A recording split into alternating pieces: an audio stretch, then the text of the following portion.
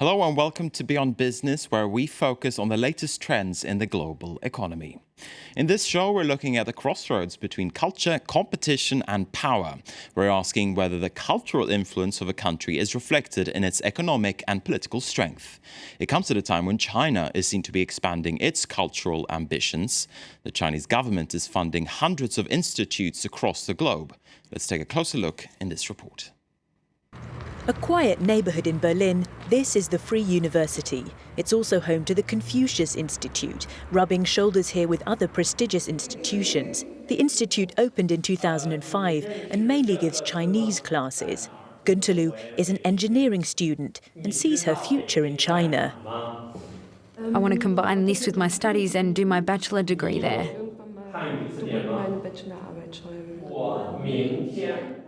This Confucius Institute is funded by the Berlin University and Beijing, and it's won 3 awards from the Chinese authorities, mainly for its cultural program.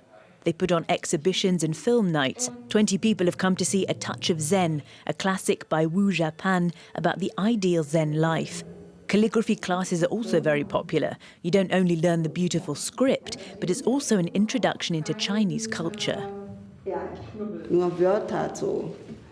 It would be a shame to only learn how to write the words, because you can discover so much about the history and ancient philosophy. The Confucius Institutes are part of China's cultural expansion strategy. Still, the director here says she's free to fill her program as she sees fit, although she's well aware of the criticism. People talk about the hard power used in war and the soft power of spreading culture. But that's always been the role of these types of institutions, whether it's the Goethe Institute, the French Institute, or the British Council. With 350 cultural institutes worldwide, China is catching up fast, and it sees the Berlin Institute as a model for the rest. All right, for more now on culture and competition, we can turn to Professor Marjorie Arendt-Sapphire. She's the founder and director of the Arts Arena, which is part of the American University of Paris, right here in the French capital, of course. Welcome to France 24. Thank you very much. Thank you for having me here. Now, as someone who works actively in the field of culture, do you think that culture can project a country's power, for instance, in the field of business or politics? Absolutely. I mean, that's the obvious answer coming from someone like me.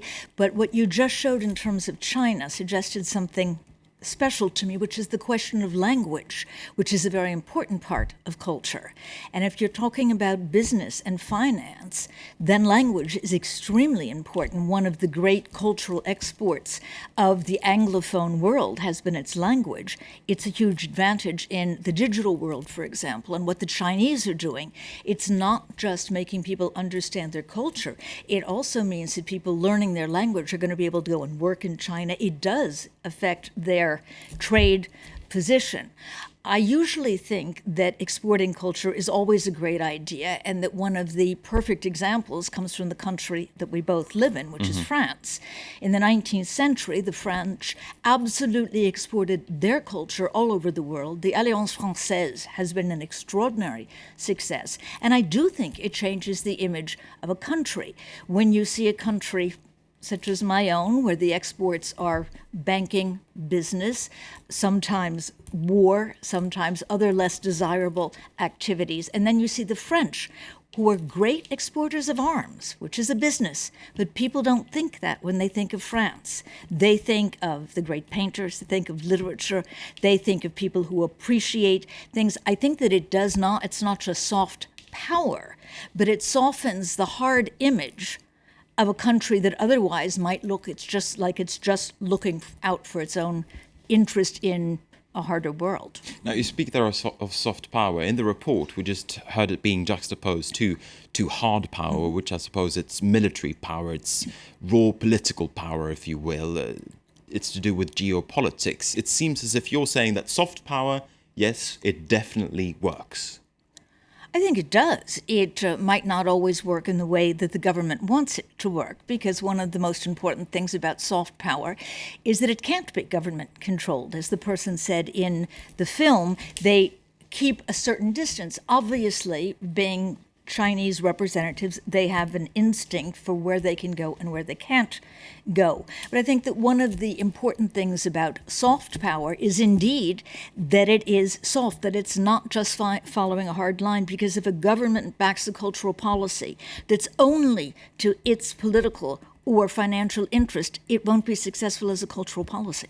But when a government spends money on culture or on cultural institutes across the world, do you think that they have that issue of soft power in the back of their heads? Is it part of the calculation, for sure?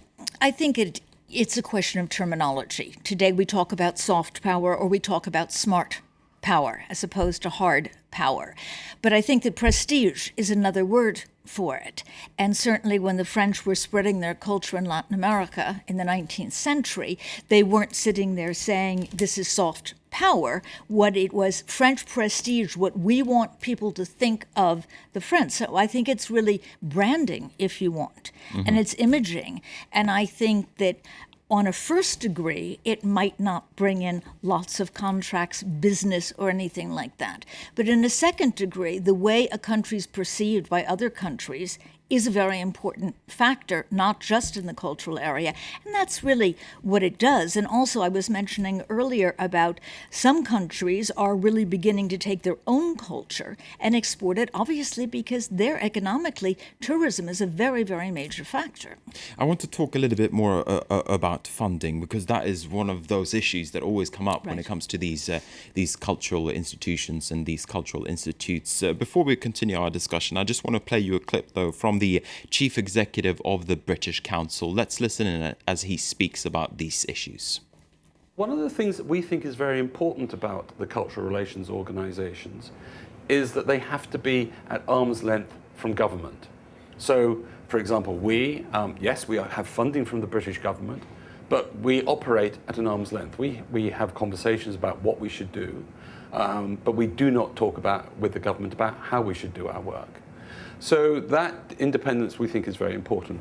China is going to be a critically important partner for us all in the future. And we very much welcome the development of Confucius Institutes in this country. There are more Confucius Institutes in the UK than any other European country. But they still are too closely linked to the Chinese government. I think it's about the question of whether or not they reflect China in all its complexity, including criticism of their own government. In our case, I think in the case of our French colleagues, in the case of our German colleagues, we're not afraid to criticise our own governments. All right. That was the Chief Executive of the British Council, Martin Davidson. Do you agree with him? Do these kind of cultural institutes that need to stay at an arm's length away from their governments? I think there's no question about it. And I think the British Council does an excellent job of it. The Aspen Institute in the arts arena in 2008 did a big conference on culture and conflict, culture on the move, dealing precisely with these questions, and gave our first Cultural Diplomacy Prize to the British Council. So that, no, they absolutely have to. I think it's a question of credibility. There's that fine line between advocating your own culture or for your own culture and being a propaganda vehicle. And the minute that you're perceived as a propaganda vehicle, you're going to be a flop on a cultural level, and the entire raison d'être for your soft power isn't going to exist anymore. So I think that not only from an ethical point of view and from an artistic point of view is it important to have real credible independence, but from a realpolitik point of view, it's critical. Because if you don't have that, it's too transparent. Everybody sees it, everybody feels it, and nobody's going to go to your cultural institution anymore. That's a fine balance, though, isn't it? Because you have funding from governments. The British Council gets money from the British government. The Alliance Française gets money from the French government, and the Goethe Institute gets money from the German government.